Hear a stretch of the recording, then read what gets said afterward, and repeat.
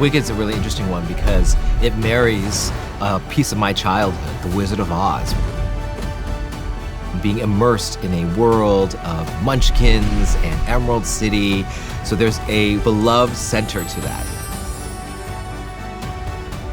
To then look at it in a totally new way with Wicked, a musical that I saw before I even met to Broadway and fell in love with it, with music that I've listened to for 20 years. Never thought I'd have the chance to put it on the big screen.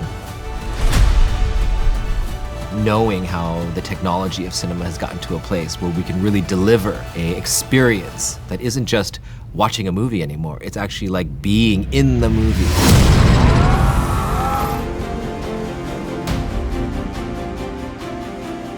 Wicked is all about these girls and their relationships and how intimate can you be. So the fact that the dynamics of a cinematic experience can go from being in awe of the scope and the landscape to being 2 inches from a character's face and feeling their emotions, feeling their yearning, feeling their need to prove themselves or their need to rebel against it and say, I don't need a wizard. Don't be afraid. I'm not afraid. It's the wizard who should be afraid of me. Well, I do feel like all my movies have led up to this movie. It brings back all the things from the dance and the movement to song and how powerful lyrics can be. I got to pour that all into visiting this place, Oz, that is a timeless image in our heads. But this Oz isn't going to be just matte paintings and CG. It's going to be a touchable, immersive world. So we planted 9 million tulips and waited for them to blossom to shoot. We built a 100-foot-long train that actually worked, and the giant wizard's head that actually talks in real time with the voice. I am Oz the Great and Terrible. So to have all of that together at our fingertips, I had to use every tool in my toolbox to figure this one out. And so I can't wait for people to experience that all. You're the one the wizard has been waiting for. Well, Wicked is a giant canvas, and sound is 60–75% of that because it is also a musical.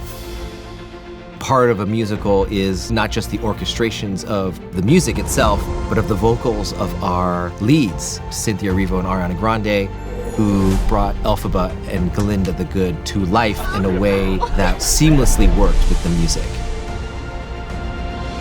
I just want people to feel what it felt like to sit right next to them, to hear those voices echo around you in Dolby Atmos. Bring her to me. This is now we get to immerse the audience in all these different places. I get to put something right on top of their heads. I can put it right in their lap, or I can put it in the distance. All of that is in symphony with our picture.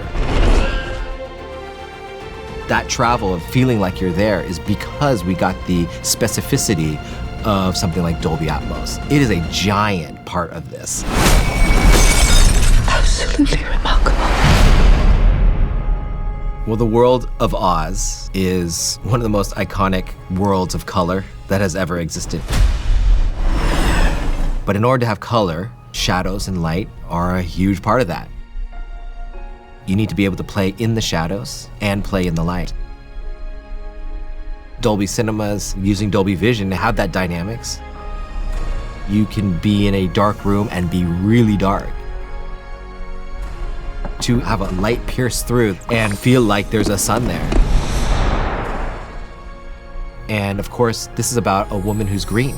So green has such a significant part. You're green. I am. To cut out that color in every scene to know where she is. And then a woman who's pink. Our themes are built into these colors. Dolby Vision allows us to paint with those extra colors that others don't.